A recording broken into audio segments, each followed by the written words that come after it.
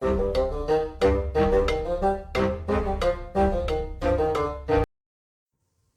and welcome to the Critically Clueless.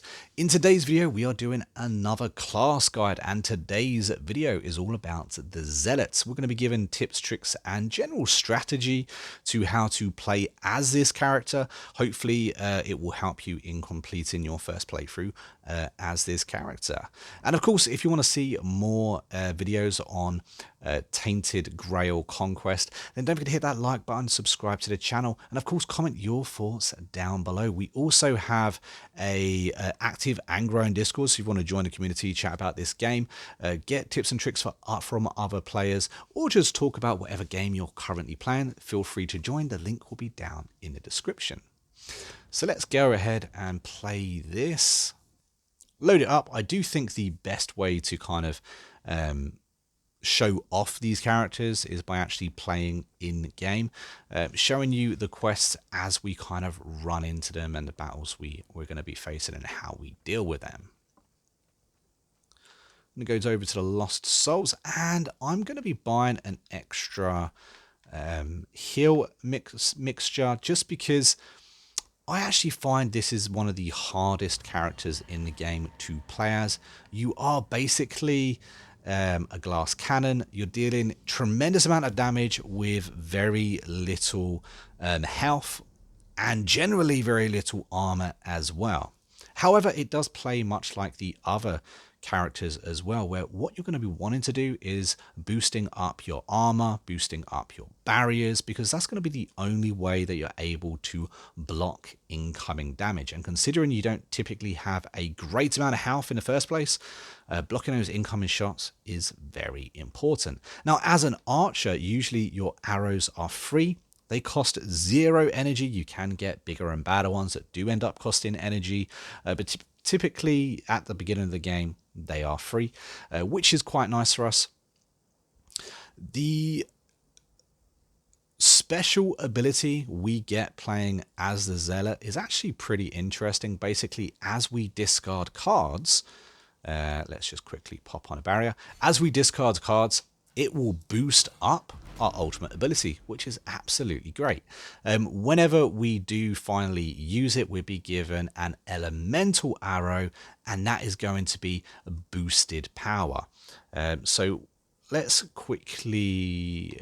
pop on some armor, and of course the barriers. There we go. So we're going to be protected for this round anyway. We'll boost up our ultimate ability so I can show you exactly what I mean. There we go, and use the ability, and we just got ourselves an elemental arrow. And this one is boosted quite considerably, as you can see, and should take him out in one hit. Now, the Zealot is absolutely great for taking out those one target characters. What they're all about is literally boosting up their power and dealing all of their might in one hit. Very, very well. They struggle, unfortunately, when they come up against multiple targets, because they really struggle to get rid of those multiple targets very, very quickly. Now, as you can see, we have got ourselves some quiver cards to choose from, or an extra arrow.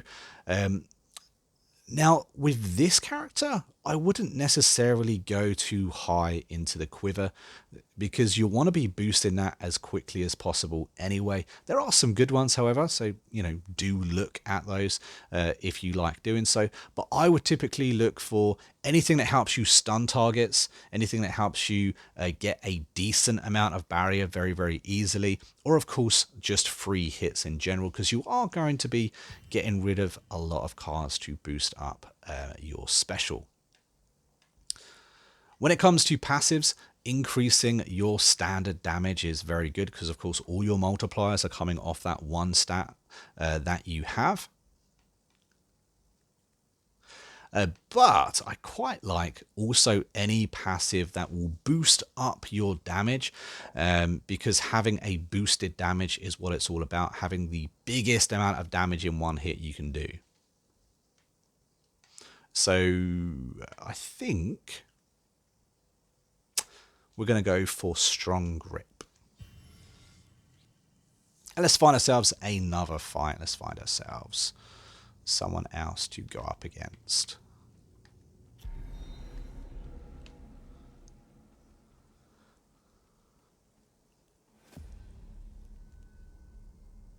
Here we go, singular target, nice and easy. Probably don't even have to do anything for this one. All this is free. Like I said at the beginning of the games, getting those barriers in is a good idea. Take note of things that boost your damage, because they generally carry over as well.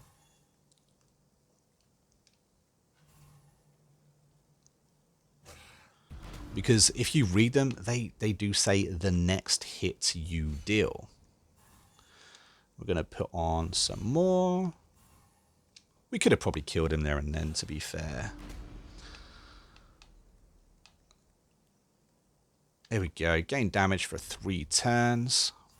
These sort of cards where we're gaining this damage, this is typically the type of play that you're going to be wanting to do with the Zealot.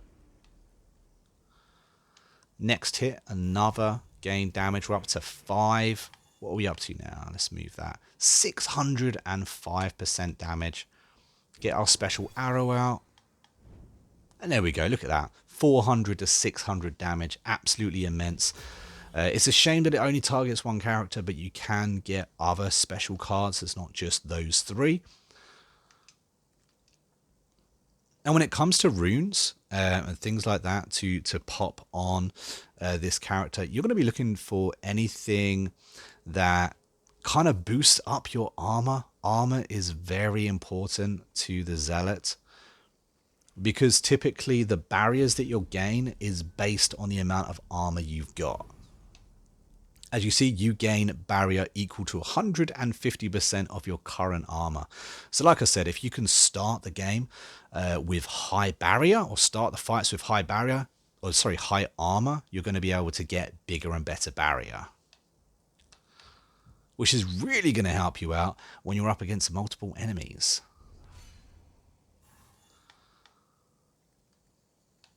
Let's target him. We'll target him again.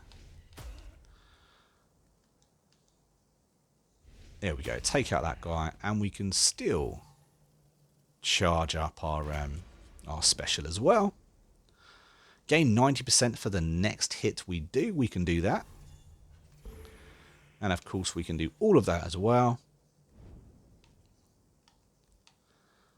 This turn, gain 100% damage.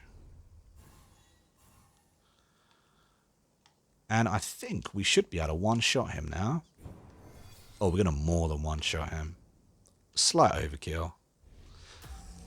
And yeah, so that's typically how you're going to be playing each and every round. But like I said, once you get up into the battles where you're facing multiple enemies, that's when it does get a little bit tricky.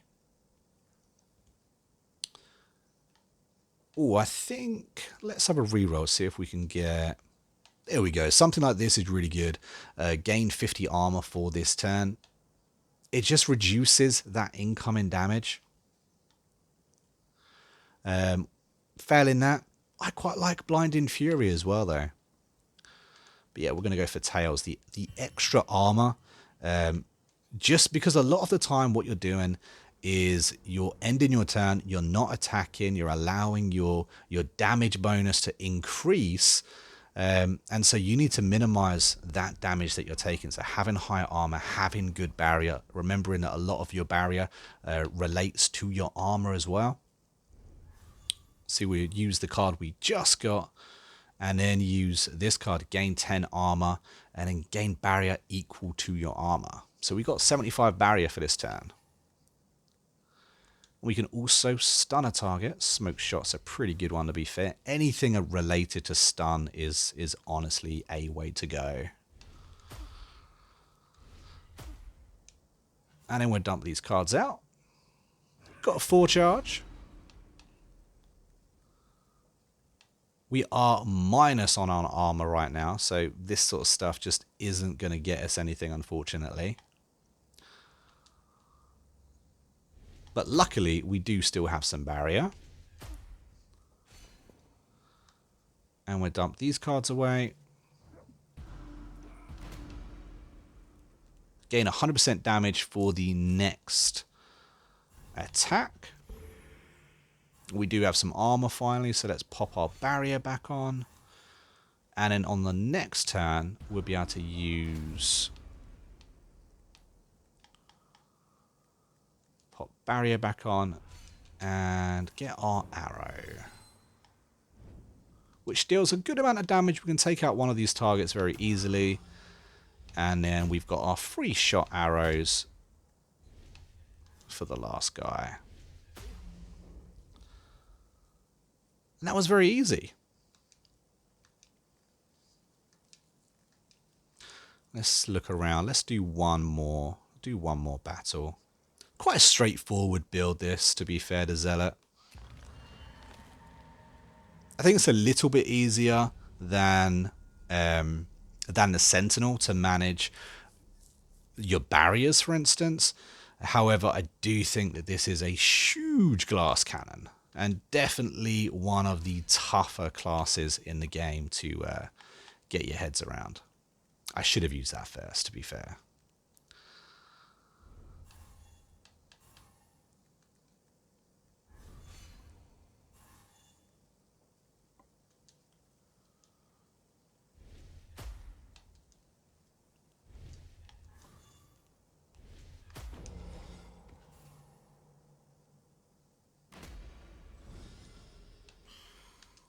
More barriers. You're always needing to replace those barriers. Kind of annoying, unfortunately. Not much you can do about it, though. More barriers. And we'll give ourselves a boost.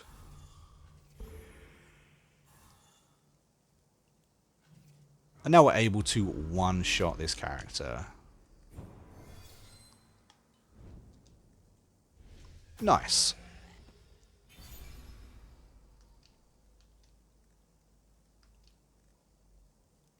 Oh, okay, so we got some different choices here for picking a card. We've got multi-shot for 25% damage. That's not too good. That's not too good. We've had these before. Bombardment, multi-shot, random enemies. For 0% damage, increased by 10% for every arrow in hand. This can actually be pretty good. In general, I don't like any of these cards. And one of my biggest tips for running as the Zealot is, honestly, do not be afraid to skip putting a card in your deck.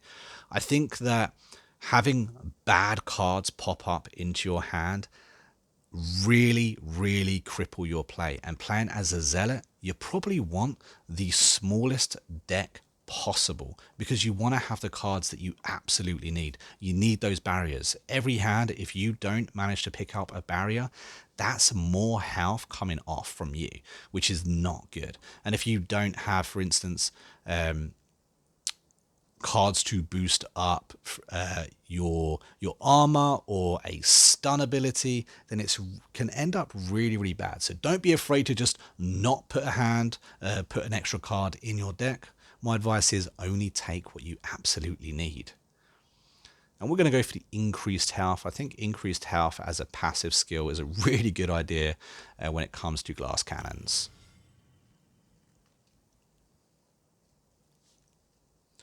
Let's have a look to see what we got on the runes. We've got 3 runes now, so let's have a look, see what we got. Every turn, you always deal maximum damage every 3 turns and a minimum damage. And this one we have got increased damage in a weapon slot. At the end of the turn, deal 1 damage for 2. This is kind of like an extra hit. I definitely wouldn't put this for the extra hit because a lot of your bonuses are all about your next hit. Therefore, that's going to take away from the bonus. So be careful about that. But increasing your damage in the weapon slot, that's a good idea. And let's do one more fight. We'll do one more fight. And then we will call it a day.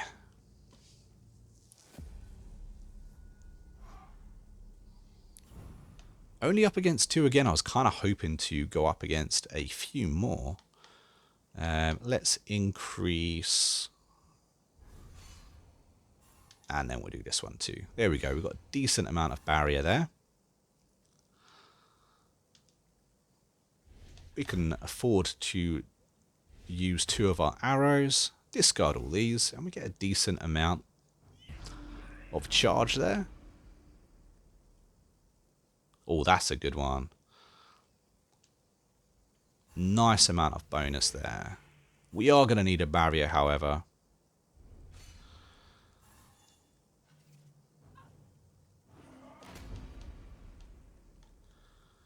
Gain some more armor this turn. Gain more damage for 3 turns. And notice how we didn't have any barriers. It could have been devastating, as we are up against 4 people right now. I mean, they're not going to be doing that much damage, but in general, this is what I'm talking about when it comes to building your deck to probably having more defense cards than attack cards, because not being able to put a barrier up is very, very bad for you.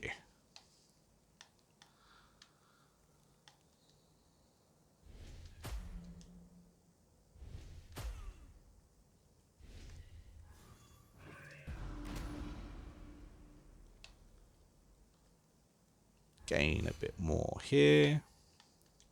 Let's try and get rid of this guy. Of course he stays to get. There we go, fully charged finally. Took us a while. More barriers on. Remember to give ourselves a bit of a damage increase.